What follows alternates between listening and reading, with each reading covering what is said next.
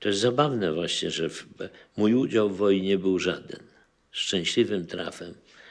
Ani nie dostałem się do Oświęcimia, ani nie byłem na robotach w Niemczech, ani nie siedziałem w żadnych lochach gestapo.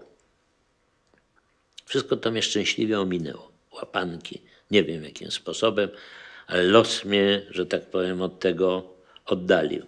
Czyli praktycznie nie przeżyłem wojny. No bo chciałem się zapisać do Akademii Sztuk Pięknych, więc wszystko się odsunęło ode mnie, żebym mógł zrealizować tą ideę. A potem jak przyszedłem na Akademię Sztuk Pięknych, nagle zobaczyłem, że nie mam nic do powiedzenia i że mam szukać czegoś innego. Ktoś dobrze powiedział i słusznie z recenzentów kiedyś, że temat wojenny jest jakby w zastępstwie tego, co w czasie wojny mi się nie wydarzyło. Że zrobiłem filmy o tym, że w 1939 roku nie brałem udziału, bo miałem 13 lat, lotna. Że nie brałem udziału w powstaniu warszawskim, bo akurat nie siedziałem w Krakowie, bo uciekłem z Radomia.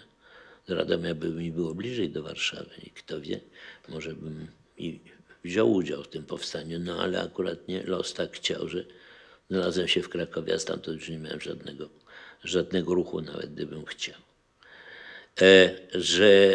Że w tych ostatnich miesiącach tak samo udało mi się jakoś, że tak powiem, uniknąć aresztowań i tego, co tam jeszcze pod koniec Niemcy próbowali wojny zrobić. Także właściwie wojna minęła i w związku z tym powstanie warszawskie, no musiałem zrobić film, bo nie brałem udziału.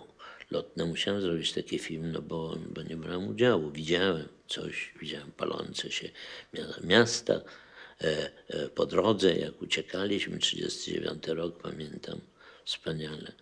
Także, a i w 1945 roku też moimi problemami nie były problemy Maćka Chełmickiego z Popiołu i Diamentu. Dlatego, że przez fakt, że dowództwo zostało aresztowane w 1943 roku, momentalnie moje kontakty się urwały.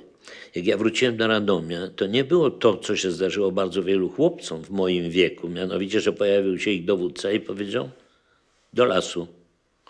Tego problemu nie było przede mną. Ja nie musiałem jechać, nie musiałem iść do lasu, żeby bronić, że tak powiem, dalej Polski, bo nikt mnie nie potrzebował. A ja sam, no właśnie,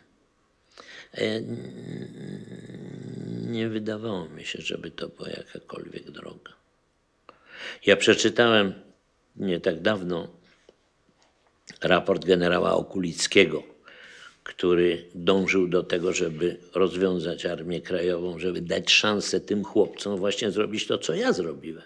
Znaczy uratować się dla przyszłości, dlatego żeby dalej działać, żeby nas było więcej myślących podobnie, a w żadnym wypadku nie dać się zepchnąć do lasu, to co jest tematem Tadeusza Różewicza i jego poezji, która jest dla mnie jedną z najbardziej dotykających. To jest właśnie, to byłby mój los, gdybym nagle znalazł się w takiej sytuacji, że mnie wzywają. I ja bym pewnie chwili się nie namyślał, że mam tak postąpić. Ale szczęśliwy los właśnie mnie tego, że tak powiem, odsunął ode mnie ten wybór. I może dlatego właśnie kiedy zacząłem robić filmy, ten wybór jakby tematu był zupełnie oczywisty. Jeżeli mnie się to nie zdarzyło osobiście, to znaczy, że miałem obowiązek o tym opowiedzieć na ekranie i może to właśnie jakby ta słabość, która się okazała być, ta bezradność wobec ujęcia wojennego tematu w malarstwie przeniosła się na film, który się lepiej do tego nadawał. Poza tym odnalazłem swoją rolę przywódcy, człowieka, na którego inni patrzą, którego decyzje oczekują i który tą decyzję podejmuje. To jest też dziwne, bo jak wracam do mojego dzieciństwa, takiego uśpionego, właśnie bez żadnej potrzeby podejmowania jakiejkolwiek decyzji.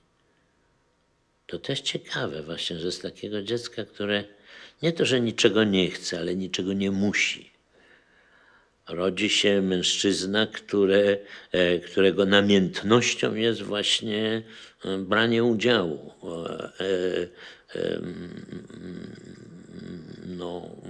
potrzeba kierowania innymi, potrzeba współpracy z innymi. I myślę, że to od razu po pierwszym filmie się okazało.